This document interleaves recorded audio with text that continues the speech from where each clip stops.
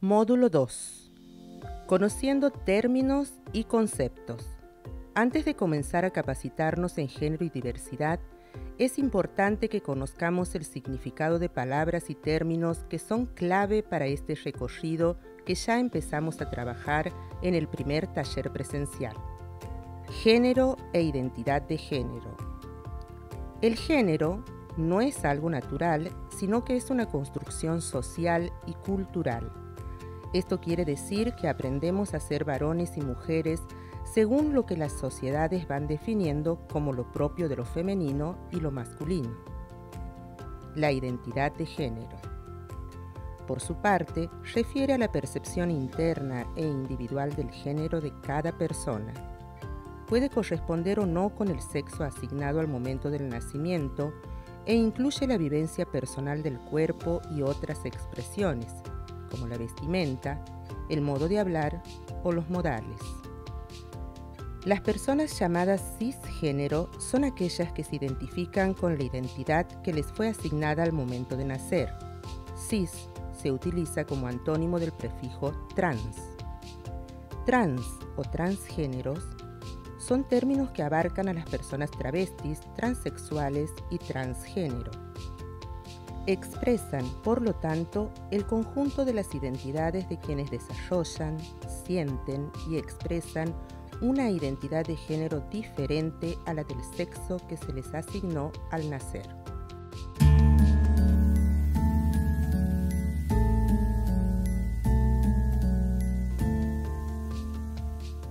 ¿Sabías que en nuestro país tenemos una ley de identidad de género?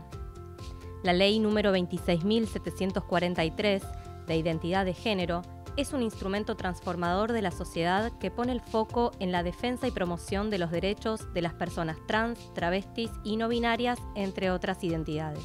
Esta ley ampara el reconocimiento a la identidad de género y garantiza desarrollarte libremente como persona conforme a tu identidad de género, recibir un trato digno de acuerdo con dicha identidad, ser identificada con tu nombre de pila, tu propia imagen y sexo. Expresión de género.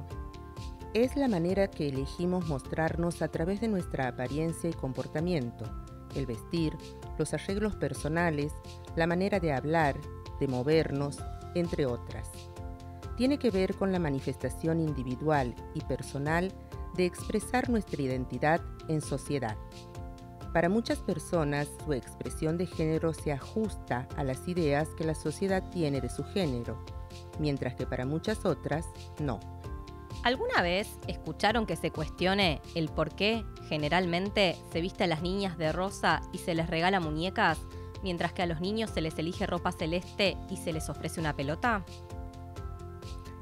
Si el género se construye, ¿dónde, cómo y cuándo pasa?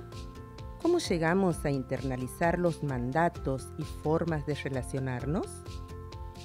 Se llama socialización genérica a la transmisión de creencias, valores y comportamientos dominantes de una determinada sociedad que construyen las relaciones de género. Es durante este proceso que se asignan e internalizan los roles de género y las tareas en el mundo del trabajo de manera binaria, varones, mujeres, y a partir de la cual se sostienen prácticas desiguales y violentas. ¿Te acordás a qué jugabas en tu infancia? ¿En algún momento te negaron realizar alguna actividad o deporte que te gustaba? Estas son algunas preguntas que nos permiten comenzar a cuestionar las maneras en las que nos relacionamos y construimos lo que imaginamos para cada género según las expectativas sociales. Es importante destacar que la infancia es un momento sensible al proceso de socialización. ¿Qué juguetes solemos regalar a las niñas y los niños? ¿Qué color de ropa nos ofrece la industria textil para nenes y nenas? ¿Qué solemos decir cuando un niño llora? ¿Qué otras preguntas podemos hacernos para pensar críticamente? ¿Qué pasa con las personas que no se sienten identificadas dentro de ese molde? O mejor dicho, ¿cómo podríamos reflexionar acerca de estos estereotipos? Estereotipos de género.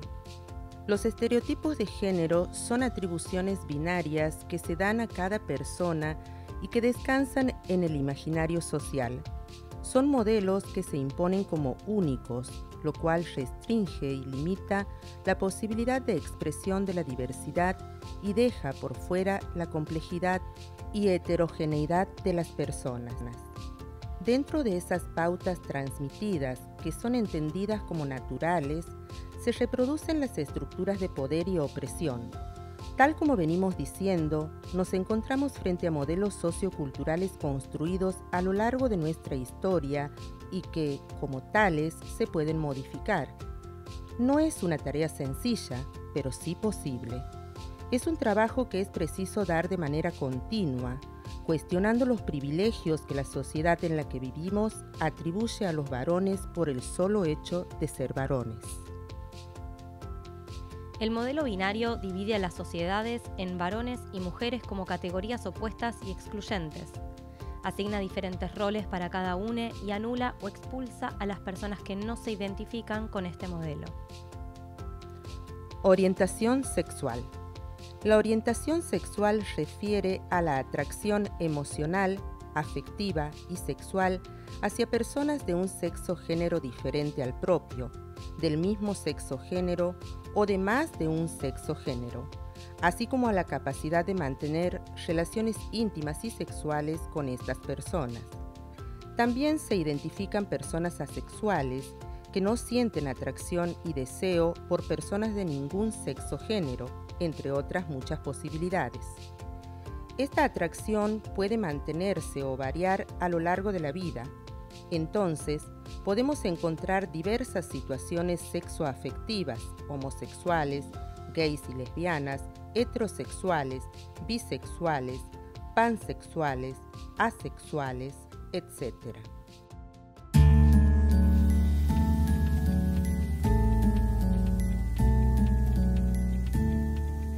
El 15 de julio de 2010 se convirtió en un día histórico para la lucha por los derechos en nuestro país. Se convirtió en ley el matrimonio igualitario. La sanción de la Ley 26.618 representa el acceso a derechos de personas que desean casarse, como el poder compartir junto al cónyuge una cobertura de salud, el derecho a la herencia, a la propiedad de los bienes compartidos o el derecho a obtener una pensión en caso de fallecimiento de uno de los integrantes de la pareja. Argentina fue el primer país de Latinoamérica y el 10º a nivel mundial en reconocer este derecho. ¿Por qué hablamos de perspectiva de género en la obra pública? La obra pública es un ámbito fuertemente masculinizado.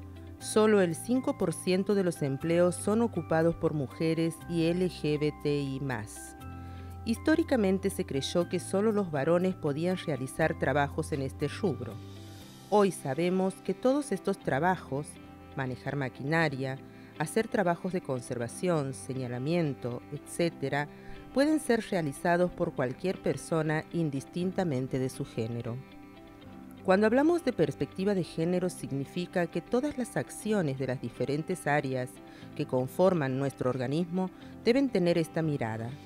Buscamos generar espacios de cuidado libres de violencia, mejorar la infraestructura y que la obra pública integre la participación de mujeres y LGBTI+ en los procesos de diseño y ejecución de cualquier plan de trabajo.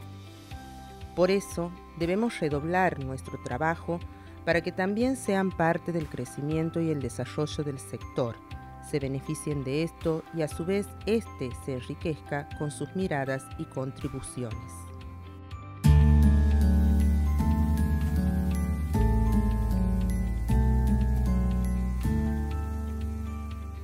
La Ley número 27.636 de promoción del acceso al empleo formal para personas travestis, transexuales y transgénero, Diana Zacayán, Luana Berkins, establece que el sector público nacional debe reservar al menos 1% de sus cargos y vacantes para personas travestis, transexuales y transgénero. La ley avanza con una mirada integral, federal y transversal. Exige a los organismos del sector público nacional a promover acciones de sensibilización con perspectiva de género y de diversidad sexual en los ámbitos laborales para contribuir a una efectiva inclusión. Esta ley de acceso al empleo formal es fruto de la tenacidad militante de un colectivo que supo como ningún otro traducir sus demandas al lenguaje del derecho. La desigualdad hacia mujeres y LGBTI+, sigue presente en los distintos ámbitos de la sociedad y en los organismos del Estado. Se requiere un profundo trabajo de reflexión para revisar si se reproducen prácticas que excluyen y discriminan, o si, por el contrario, se aporta con acciones a la igualdad de derechos de mujeres y LGBTI+.